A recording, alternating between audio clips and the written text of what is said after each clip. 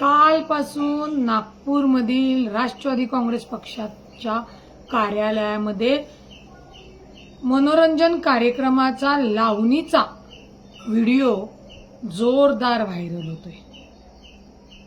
तो व्हायरल होत असताना मी स्वतः नेमकी गावी असल्यामुळे मला लवकर प्रतिक्रिया देता आली नाही, परंतु तो व्हिडिओ मी बघितला।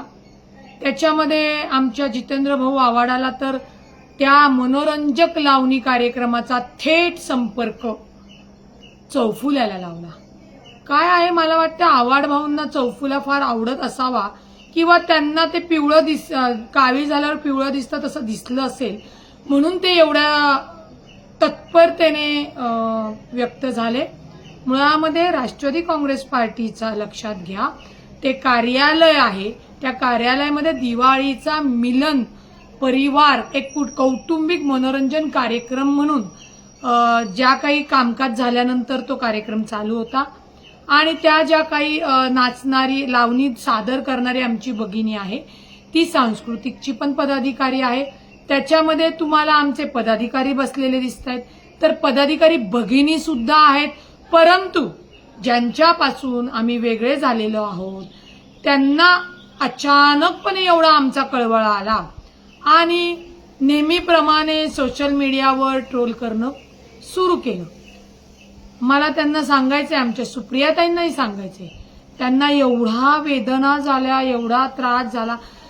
कदाचित आपण असं समजू की ती जागा चुकली असेल त्यांची, परंतु त्यांचा हेतू कोणताही वाईट नव्हता। एक राष्ट्रवादी काँग्रेस पार्टीचा परिवार एकत्र आलेला आहे, दिवाळीचा कार्यक्रम आहे, त्याच्यानंतर मनोरंजन कार्यक्रम तिथं होतोय आणि त्या पदाधिकारीची जी लावणी तुम्हाला सादर करताना दिसतात त्याच्या व्यतिरिक्त इतर व्हिडिओ नाही मिळाले तुम्हाला। महिला गात आहेत, पुरुष बंधू गात आहेत। मुळामध्ये मनोरंजन कार्यक्रम असल्यानंतर त्या गोष्टी तिथं कला सादर करणे या आहेत। गौतमी पाटीलला मी जेव्हा बोलले होते तेव्हा गौतमी पाटीलचा हा विषय 3-4 वर्षापूर्वी तिथल्या लावण्य सम्राटनी ज्या आहेत त्यांनीच माझ्याकडे तक्रार केली होती आणि गौतमी पाटील सारखा हा कार्यक्रम खुलेआम किंवा सुपारी घेऊन नव्हता। एवढा तरी फरक आमच्यावर जे बोट उचलतायत त्यांना कळला पाहिजे। या सोशल मीडियाच्या माध्यमातून कुठला वैयक्तिक लाईफ कोणाला नाहीये, ते खाजगी ऑफिस आहे आमचं। राष्ट्रवादीचं असलं तरी आमचं खाजगी ऑफिस आहे, तिथे जे काम करणारे आमचा परिवार आहे तो एकत्र आला।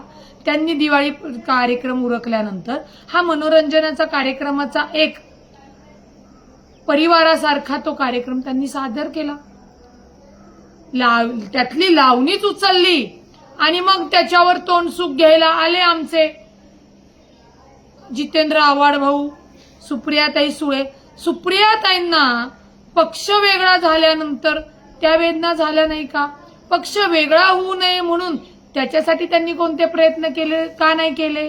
त्यामुळे हा सगळा फक्त कुठेतरी ट्रोल करणं, अजितदादांच्या पक्षाला बदनाम करण्याचे सातत्याने प्रयत्न करणं, उलट सातत्याने सुप्रियाताई असतील, राष्ट्रवादी काँग्रेस पक्षाचा तुतारी म्हणजे माननीय शरद पवार चंद्रजी साहेबांचा गट असेल, त्या वेदना आम्हाला किती होतात आणि त्या महिलेची तुम्ही अशा पद्धतीने बदनामी केली, हे शोभतं तुम्हाला?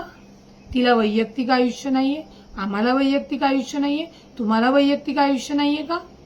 ते ऑफिस आमचं, दिवाळी कार्यक्रम आमचा, एवढंच की त्या भगिनीला ती कल्पना आली नाही। तिला वाटलं की आपण आपल्या परिवारामध्ये आपली कला सादर करतोय, त्यानुसार तिने जी काही दिवाळी परिवार झाल्यानंतर सादर केलं।